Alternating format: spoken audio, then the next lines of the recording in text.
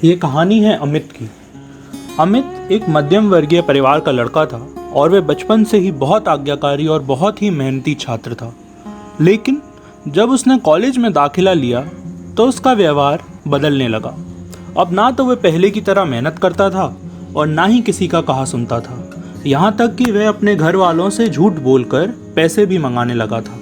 उसका बदला हुआ आचरण सभी के लिए बहुत ही चिंता का विषय बन गया था।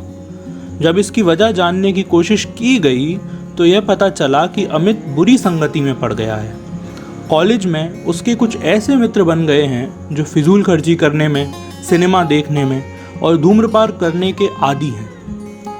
पता चलते ही सब लोगों ने अमित को समझाया कि इन लोगों से दोस्ती मत रखो, अपने काम पर ध्यान दो, अपनी पढ़ाई पर ध्यान दो और तुम्हें जीवन में कुछ बनना है इस पर ध्यान दो।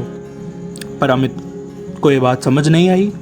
अमित ने कहा कि मुझे अच्छे बुरे की समझ है और आप लोग मुझे ज़्यादा ना समझाएं। दिन ऐसे ही बीतते गए और धीरे धीरे परीक्षा का दिन आ गया।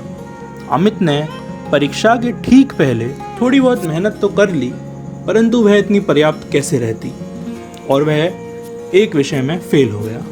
हमेशा अच्छे नंबरों से पास होने वाला अमित के लिए यह बहुत ही ज़ोरदार झटका था कि वह एक विषय में फेल हो गया और वह अंदर से बिल्कुल टूट गया।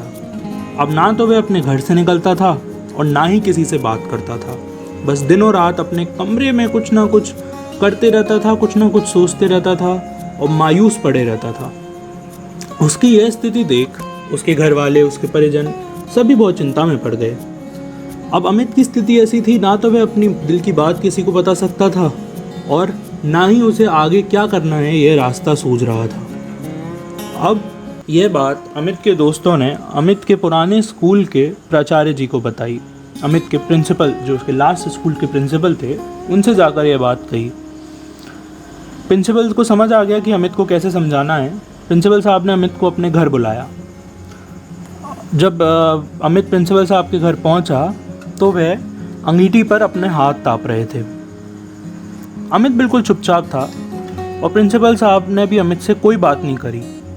उन्होंने अंगीठी में से एक कोयला उठाकर ज़मीन पर पटक दिया। अमित ने कहा, अरे आपने ये क्या किया सर? ये तो आपने इतना बड़ा कोयले का टुकड़ा उठा के आपने ज़मीन पर पटक दिया है, तो ठंडा हो गया है, तो किसी काम का नहीं रहा। अगर आप इसे अंगीठी में जगह रहने देते तो ये गर्मी देता, कुछ काम आता। प्रिंसिपल साहब ने कहा, अगर तुम्हें क्या लगता है कि ये टुकड़ा मैंने एक बार ज़मीन पर डाल दिया तो क्या ये बेकार हो गया? अमित ने कहा, हाँ। प्रिंसिपल साहब ने कहा, चलो एक काम करो, अब इसको उठाओ और दोबारा से अंगीठी में डाल दो। अमित ने ऐसा ही किया। प्रिंसिपल साहब मुस्कुराए और बोले, बेटा कुछ देर अंगीठी से बाहर रहने से वह टुकड़ा बेकार नहीं हुआ।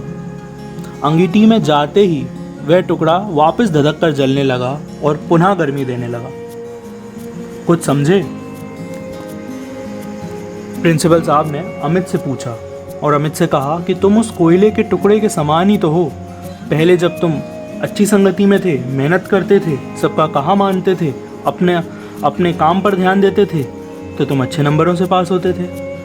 पर जैसे कि वह टुकड़ा कुछ देर अपनी अंगीठी से उठकर और मिट्टी में चला गया, उसकी गर्मी थोड़ी देर के लिए ख़त्म हो गई, ऐसे ही तुम भी थोड़ी देर के लिए भटक गए थे। अब वापस खुद को उठाओ, वापस से अंगीठी में डालो और वापस से अपने जीवन को एक नई गति दो। अमित समझ गया कि प्रिंसिपल साहब ने उसे आज क्यों बुलाया था। वह चुपचाप उठा, प्रिंसिपल साहब के चरण स्पर्श किए और चला गया वापस से अपने सपनों को साकार करने। अगर आपको यह कहानी अच्छी लगी तो इस वीडियो को लाइक कीजिए और कहानी और कविताओं के लिए मेरे चैनल को सब्सक्राइब कीजिए और अपने उस दोस्त के साथ इस कहानी को ज़रूर शेयर कीजिएगा जो कुछ देर के लिए अपने रास्ते से भटक गया है। उस दोस्त के साथ जो अभी अपने जीवन में मायूस हो गया है, आप उसको ये स्टोरी ज़रूर शेयर कीजिएगा। धन्यवाद।